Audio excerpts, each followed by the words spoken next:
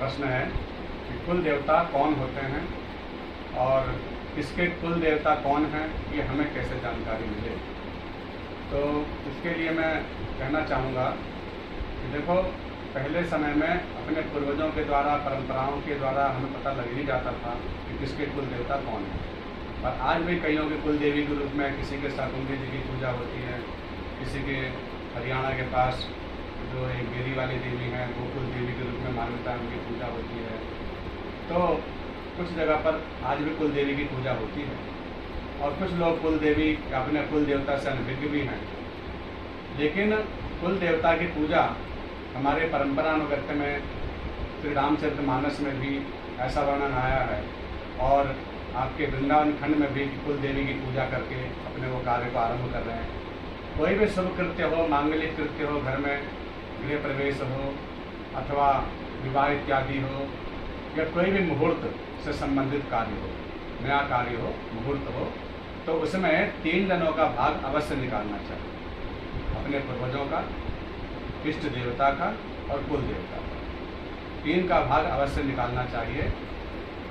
तो इष्ट देवता तो अधिकतर लोगों को ज्ञात ही है कि जो जिसके इष्ट हैं, कोई अपने राधा गोविंद को मानते हैं, कोई शंकर जी को मानते हैं, जिसको भी जो मानते हैं तो इष्ट देवता, तो उनके नाम से भी हम यथाशक्ति पैसे अवश्य निकालने चाहिए कि आपकी कृपा से हमारे यहाँ ये शुभ कार्य हुआ है, इसे निर्विघ्न पूर्ण करें, ऐसा संकल्प करके निकालें। ऐसे ही पूर्वजों का भी, पितरों का भी बड़ा योगदान है। पूर्वजों के शुभाशीर्वाद से ही कोई भी हमारे घर में मांगलिक कृत्य का संपादन होता है, तो उसमें पितरों के नाम से अवश्य निकालें। उसमें भी हाथ में कुछ पैसे लेकर के संकल्प करना चाहिए कि हमारे ज्ञात अज्ञात समस्त पितृगणों की प्रसन्नता के लिए हम यथाशक्ति सेवा समर्पित करते हैं, हमारे पूर्वजों का शुभाशीर्वाद हम पर बना रहें और आपकी कृपा से हमारा गृह प्रवेश या गृहारंभ या वाहन इत्यादि जो भी शुभ कार्य है वो निर्विघ्न पूर्ण, ऐसा कहकर निकालना चाहिए। और कुल देवता, जिनको अपने कुल देवता नहीं पता है, वो ये कह सकते हैं, हाथ में पैसे लें और जल लेकर के कहें कि हमारा नाम, गोत्र, जो भी हमारी कुल देवी अथवा कुल देवता हैं उनके नाम से हम यथाशक्ति सेवा समर्पित करते हैं, हमारे वो कुल देव प्रसन्न हों और हमारे कार्य को निर्विघ्न पूर्ण करें। तो कुल देवता या कुल देवी नाम बोल देने से भी वही फल प्राप्त होगा। जैसे कि किसी को हम उत्तर प्रदेश के माननीय मुख्यमंत्री बोल दें अथवा उनका नाम बोल दें, कोई ज़्यादा अंतर नहीं। तो आप कुल देवी और कुल देवता बस ये जरूर कहना है कि हमारे परिवार के कुल देवता के नाम से भोग स्वीकार करें, तो ये कहकर आप सेवा निकालें। अब इसमें अधिकांश लोग देखा जाता है कि पैसे तो निकाल देते हैं, लेकिन उसको करें क्या। तो हर किसी व्यक्ति को चाहिए, सभी लोगों को चाहिए कि अपने घर में 2 गुल्लक बना के रखें और वो सभी के लिए बहुत ज़रूरी है। 2 अपने घर में एक डिब्बे गुल्लक कुछ भी ऐसे बना लें, तो उसमें एक तो गौ सेवा और एक धर्मार्थ सेवा, इस तरह से लिख करके रखें। तो जैसे आप कोई भी शुभ कार्य का संपादन होता है और ये आपको निकालने हैं, तो अच्छी बात तो यह है कि पितरों के नाम का सेवा अथवा कुल देवता की तो नहीं कहेंगे, पितरों के नाम की और इष्ट देवता, इन 2 जनों की जो सेवा है वो ब्राह्मण और गौ, इन 2 जनों को लेने का अधिकार है।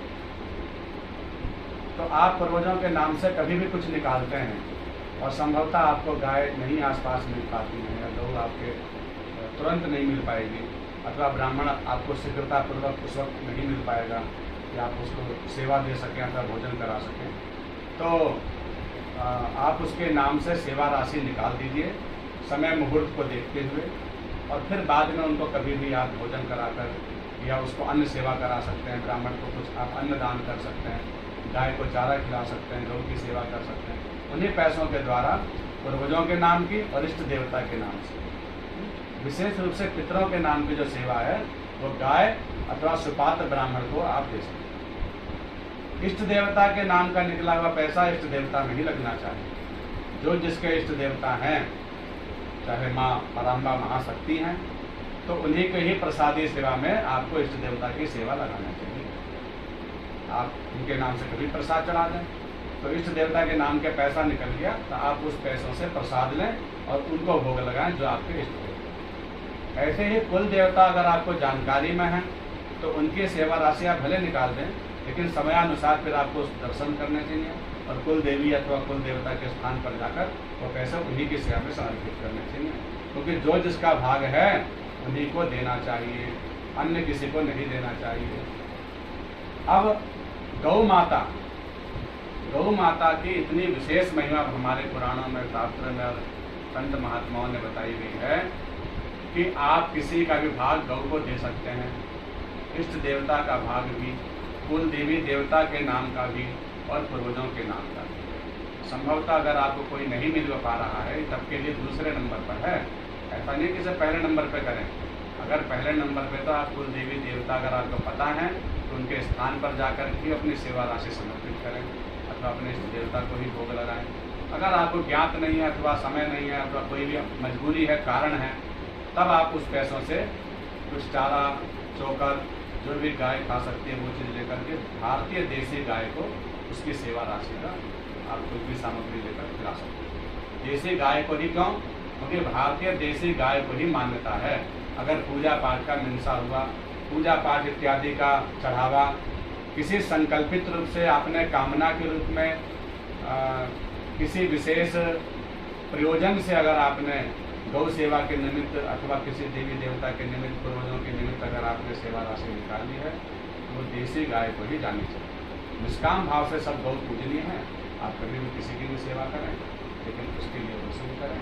तो ऐसा करके आप गौ सेवा कर सकते हैं और गौ सेवा के द्वारा समस्त देवी देवताओं को वो तृप्ति हो जाती है, सब प्रसन्न हो जाते हैं, चाहे पूर्वज हों और चाहे इष्ट देव हों और चाहे कुल देव हों।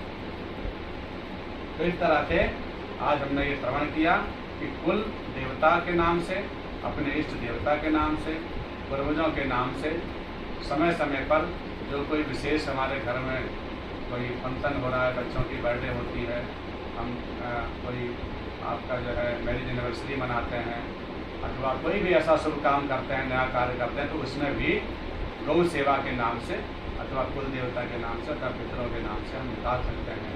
क्योंकि हमारे पूर्वज आशा करते हैं कि हमारे बच्चे ही हमें कुछ देंगे और उन्हीं लोगों से वो लेने के लिए ललायित रहते हैं, अन्य कहीं से ले नहीं सकते।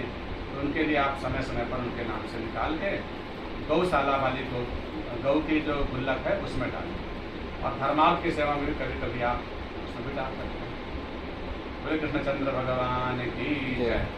नारायणं नमस्कृत्यं नरं चैव नरोत्तमं देवीं सरस्वतीं व्यासं ततो जयमुदीरये। हरे कृष्णा कृष्णा कृष्णा हरे हरे, हरे राम राम राम हरे हरे। कृष्णचंद्र भगवान की जय। श्री सद्गुरुदेव महाराज की जय। श्री शंकर भगवान की जय।